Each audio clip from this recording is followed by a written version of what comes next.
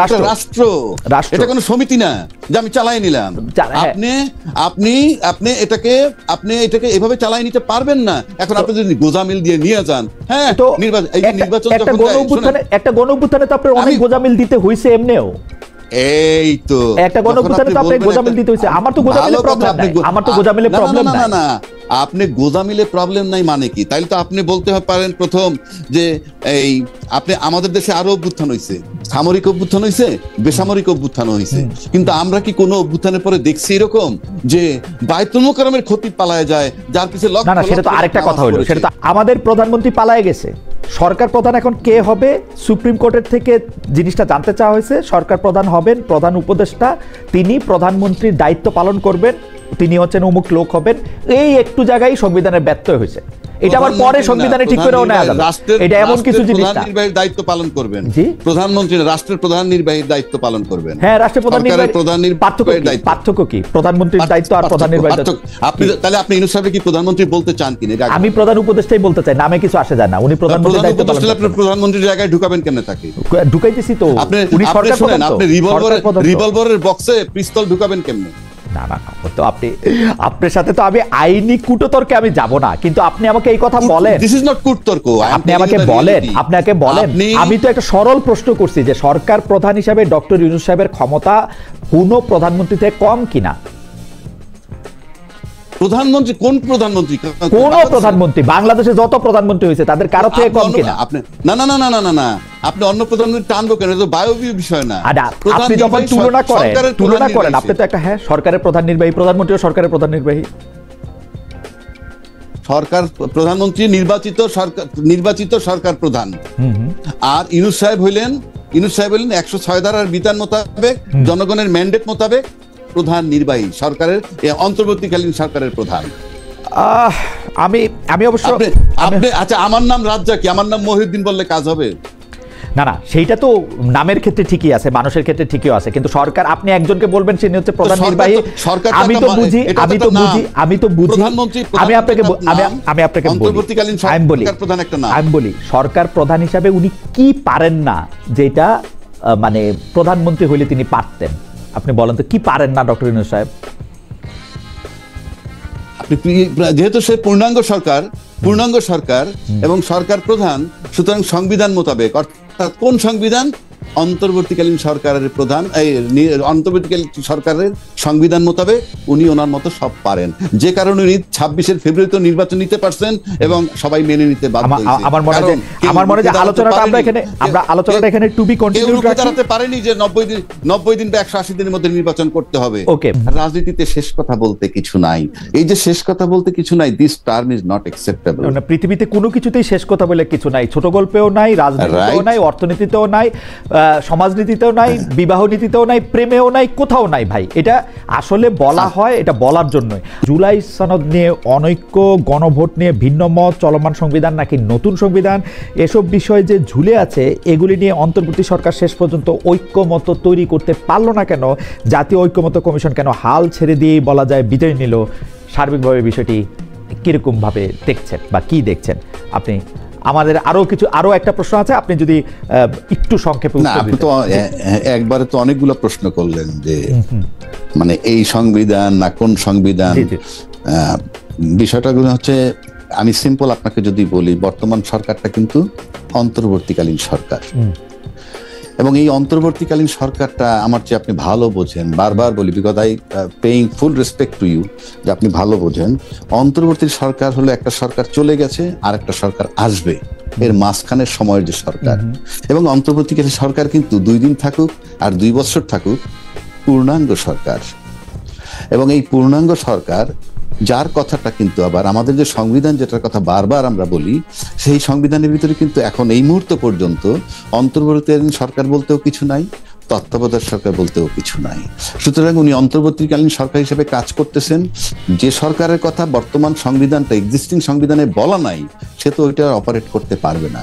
কিভাবে পারবে? কিভাবে চালাবে সে? কোনো ওয়ে নাই। আমরা এখন আসেন, আমরা এখন করব, পরে ঠিক করে নিব, তাহলে হবে না অন্যান্য বারের মতো?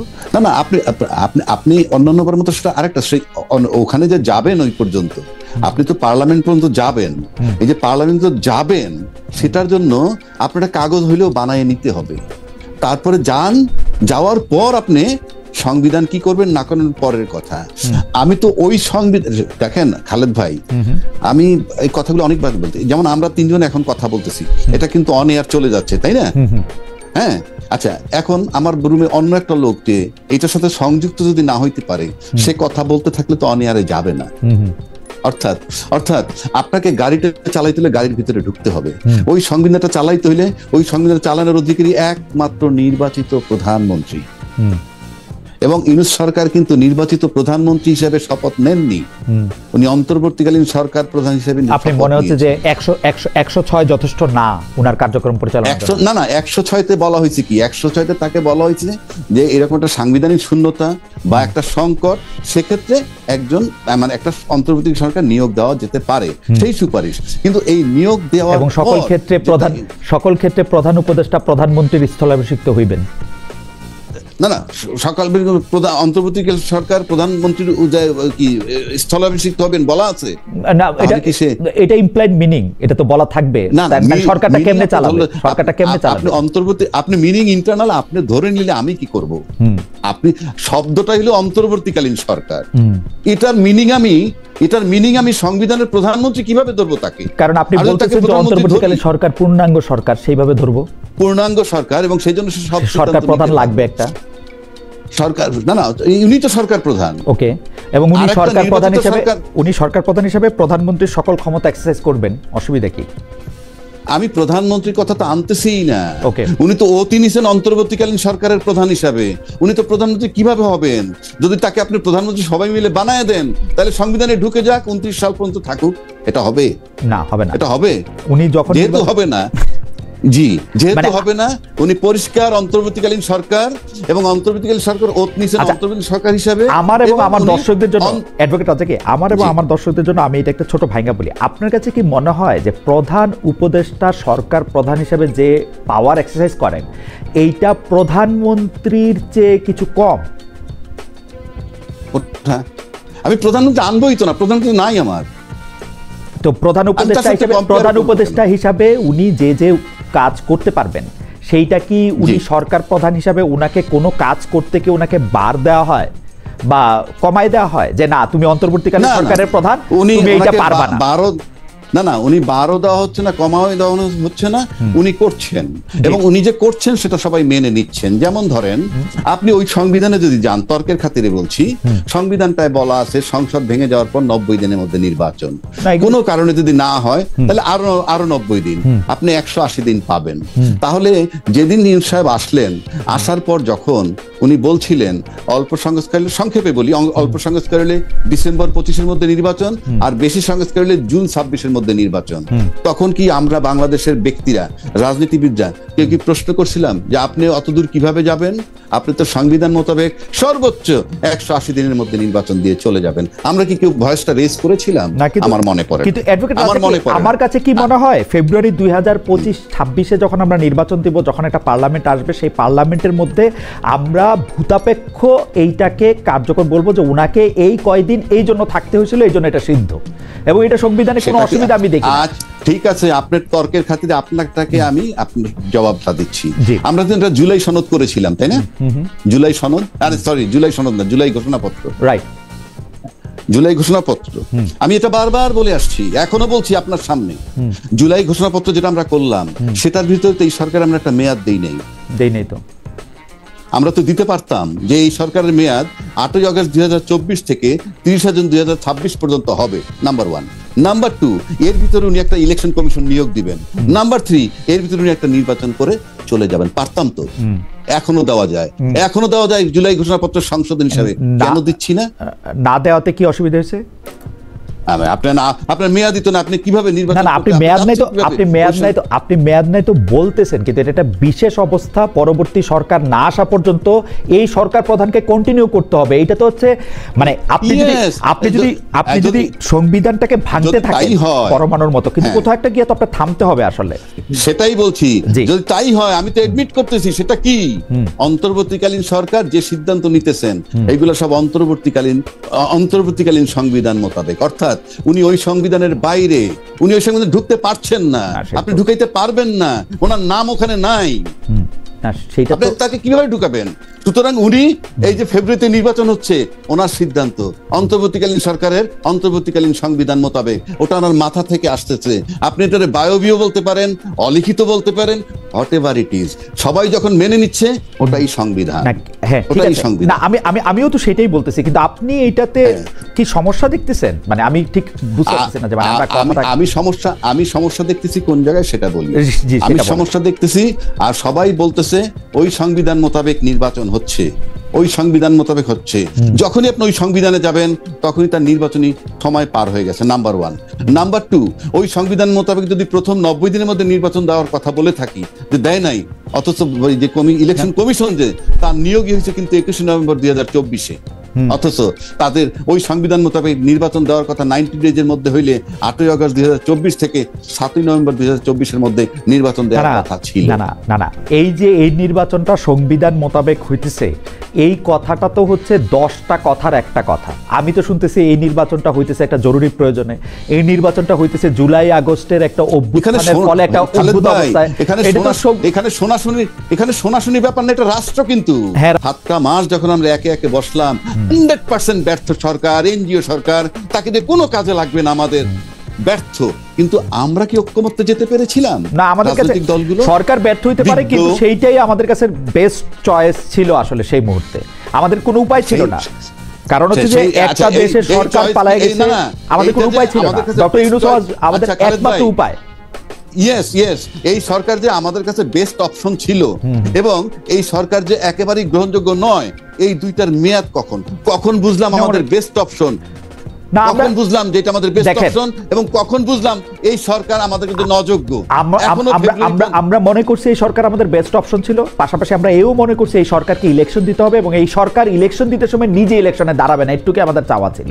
কারণ শেখ হাসিনা গত কয়েক বছর ইলেকশন করছে, নিজে ইলেকশনে দাঁড়ায়, তার জন্য ইলেকশন সুষ্ঠু হয় নাই। আমরা এরকম একটা সরকার চাইছিলাম যে নিজে ইলেকশনে দাঁড়াবে না, দাঁড়ায় একটা ইলেকশন দিবে। আমরা বিভিন্ন রকম ওকালতি পেঁচে পড়ছি, আজকে এইটা, কালকে সেইটা, ইলেকশন বারবার পিছিয়ে গেছে, এটা আমরা চাই নাই। এই হচ্ছে সহজ। আচ্ছা, আপনি যদি মহিউদ্দিন ভাই প্রতারিত হন আমার কাছ থেকে, না, আমি প্রতারিত শব্দটা ইউজ করব না, আমি বলবো যে অযোগ্যতা, অসমানতা। আমি তারেক সাহেবের কাছে আসবো। জি, আমরা বলি, তারেক যদি আমার কাছে প্রতারিত হয়, কথার কথা বলছি, প্রতারিত হইলে এটা কি তার কোয়ালিটি যে আমাকে প্রতারণা করছে রাজ্জাকি সাহেব, নাকি ডিসকোয়ালিফিকেশন? আপনি বুঝতে পারবেন না কেন যে আপনার সাথে প্রতারিত হচ্ছে? না, আমি বুঝতে পারি না তা কিন্তু না, মানে আমি প্রতারিত হইলে আমি বুঝতে পারতাম, কিন্তু প্রতারণা শব্দটা আপনি ব্যবহার করতেছেন, আমি ব্যবহার করতেছি না। তারেক সাহেব কি করতেছে সেটা তারেক সাহেবের কাছে একটু জানি। জনাব তারেক, আপনি এই তারেক সাহেবকে আমি বলছি। জি, জনাব তারেকের কাছে একটু শুনি। জনাব তারেক এখানে বলতে চাইছিলেন, জনাব তারেক আপনি বলেন। জি, আমরা দেখেন, আমরা তো ভোটাধিকারের জন্য লড়াই করেছি শেখ হাসিনার সময়ে, যে আমাদের এটা হচ্ছে না। যিনি সরকারে থাকবেন তিনি আবার এমপি নির্বাচনে যাবেন, এবং তিনি সরকারে থেকেই তিনি নির্বাচনের আয়োজক এবং তিনি এমপি প্রার্থী। এটাই তো সমস্যা ছিল।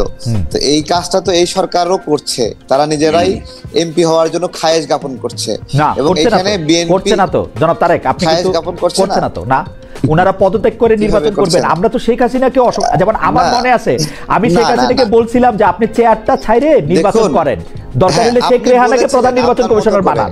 ওইটা উনি করেন নাই, কিন্তু প্রধানমন্ত্রী থেকে ইলেকশন করছে। কিন্তু আপনি মনে করে থাকেন।